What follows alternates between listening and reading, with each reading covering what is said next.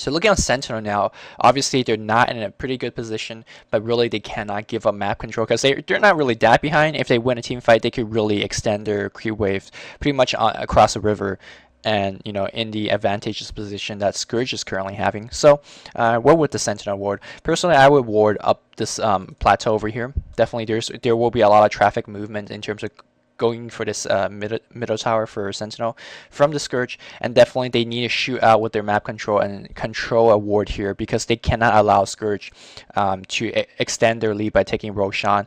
Scourge is probably trying to do the same. They want to push the lane and then go for Roshan, but holding their second tower is extremely important because it allows the Sentinel heroes to actually TP in and just go for the Roshan the moment they sense something is missing. So having a plateau ward would be pretty good. Having a ward around this torch area, which would see into the river, wouldn't be too bad, but I think having a Roshan would be the best ward they could kind of keep up. But again, same thing like the Scourge side placing a ward here. A Sentinel placing this ward would be countered fairly easily because they have a huge traveling distance. Since the bottom tower is taken, they cannot really TP and rescue and fight in that position as quickly as possible.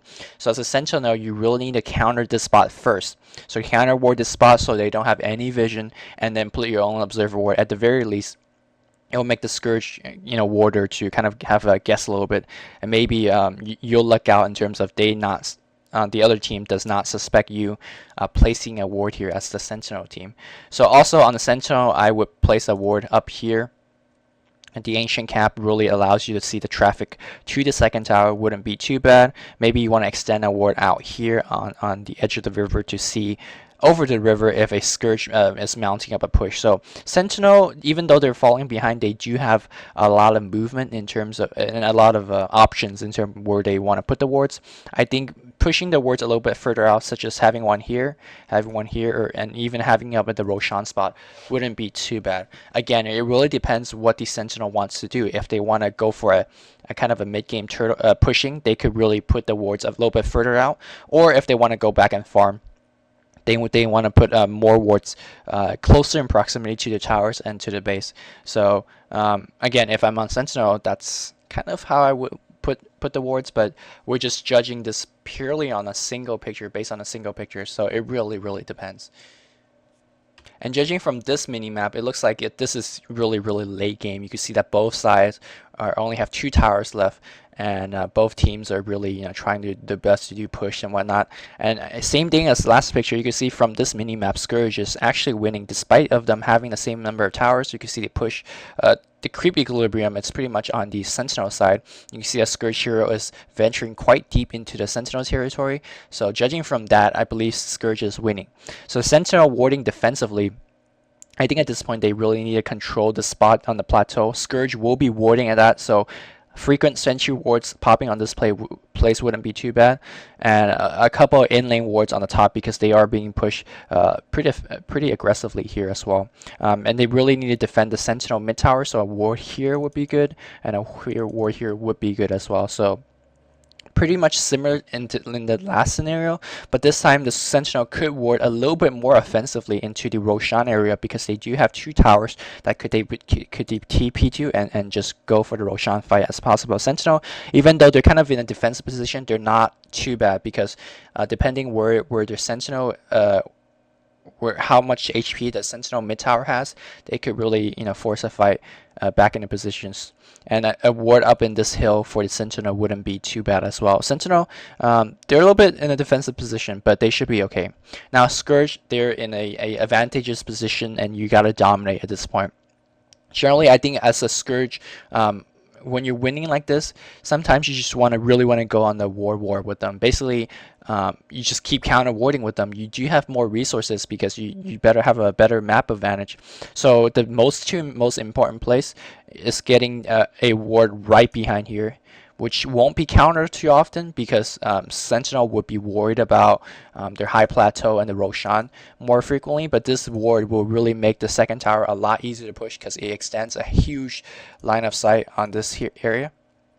This ward on the plateau, and having a ward on the Twin Lilies here would be really good because it will give you a large site control of the Sentinel Forest in conjunction with this ward. So if you control the Sentinel Forest, you could really make this your new kind of a meetup base and then farm in there and then go for the Roshan if possible.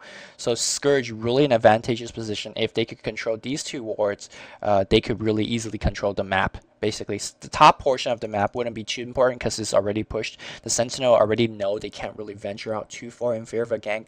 And Scourge, using that advantage, could control this mid to bottom area, and using these two wards could control the game fairly easily and then go for the Roshan.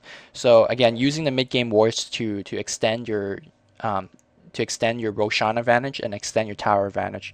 And this is a pretty good way to secure your victory. So I put you guys these three kind of a mini map analysis kind of does show you that there's more than one way to ward in each and every different situations.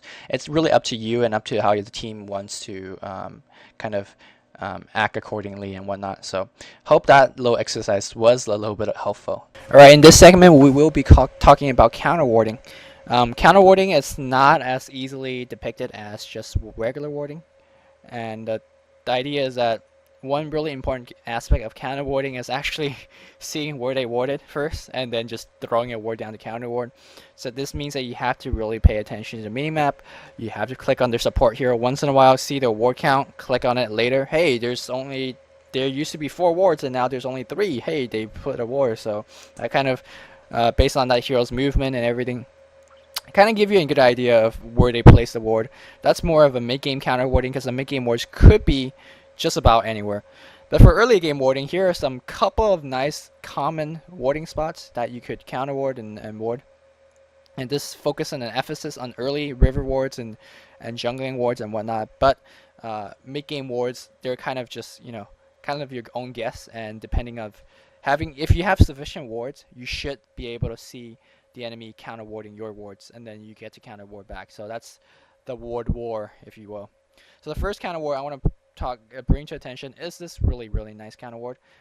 It counters basically 2 of the most common spots. A spot right here in terms of having those defensive wards on Sentinel and Scourge side, and this spot over here being placed to kind of block neutrals. Yeah, it will counter this one. This Sentry Ward will counter this Sentry Ward. There you go. It will counter these ones as well. So really nice. Oh, by the way, Sentry Ward has been recently buffed to 950 range, and that's why it's able to counter these ones. And I think it will counter a little bit further down as well. And of course, it doesn't counter the Magic Bush, but chances are in professional games, if someone warded Magic Bush, you kind of could sniff it out extremely easily. If you see Toucan missing, that's kind of like a duh. So that's a really nice counter warding spot. The next very nice counter warding spot is where the river meets. And that single ward will counter. Okay, fine. Let's do this one first. This nice counter ward is able to counter this spot. It's able to counter this spot. And oh yeah, one thing I really didn't point out a lot is that when you're counter warding, bring your crow along, especially if you're delivering a pair of sentry wards to counter and whatnot.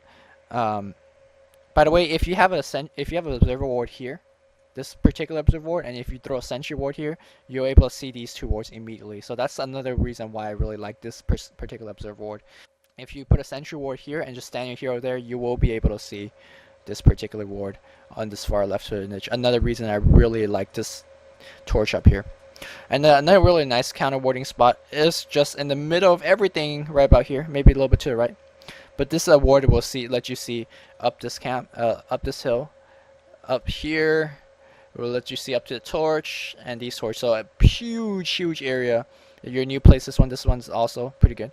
And yeah, it'll definitely let you see a huge area in terms of counter ward. So this one ward will see like all of this. So very definitely, especially if you have uphill sight, definitely go put this ward. A lot of players, I see them just putting where the exact rune spot is. Yes, it'll counter the most 2 common wards just right here. But why leave the possibility of having wards here as well? So definitely put it in the middle of the river and counter ward absolutely everywhere. And that's mostly for the Sentinel side.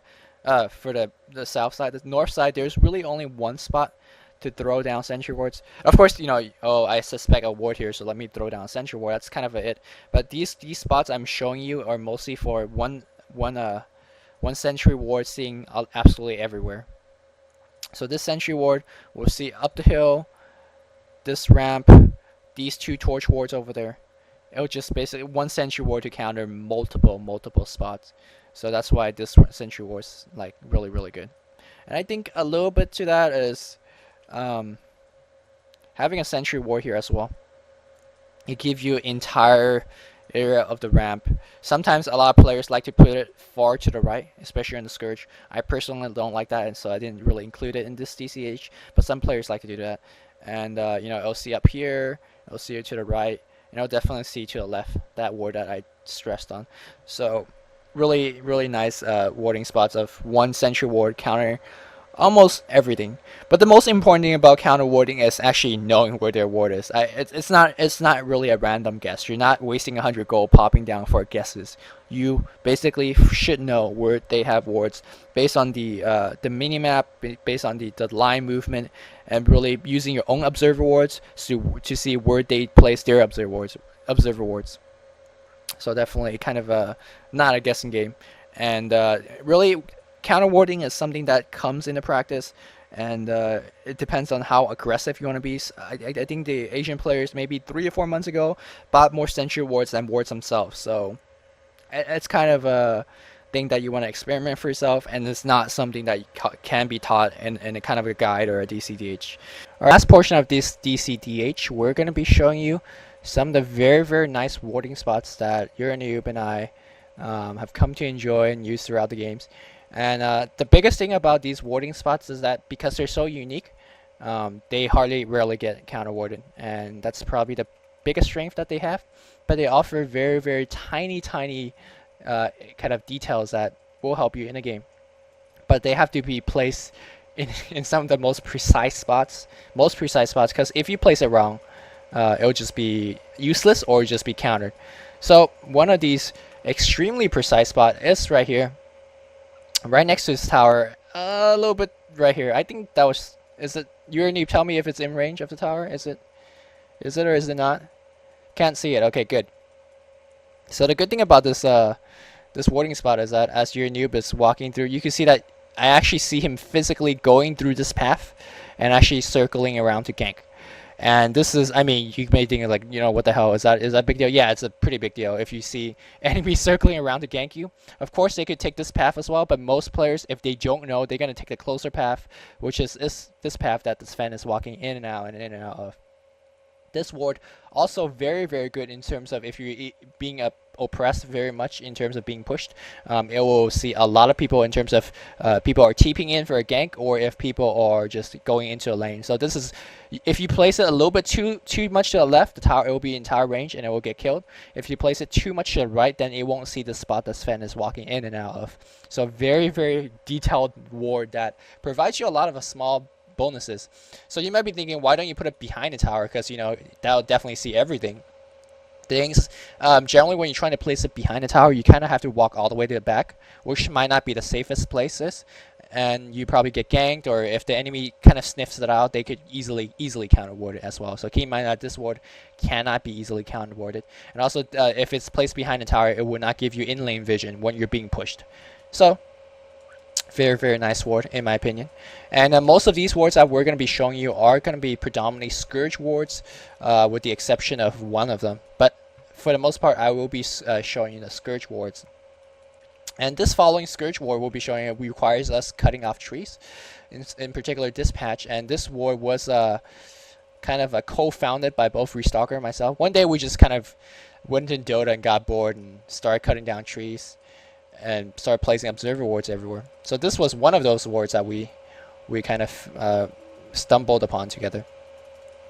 So I mean, really nice wards in terms of this cut through tree area. I mean, that's kind of a giveaway with so many trees cut through, but with the heroes like Alina or whatever, this is not a bad mid game ward.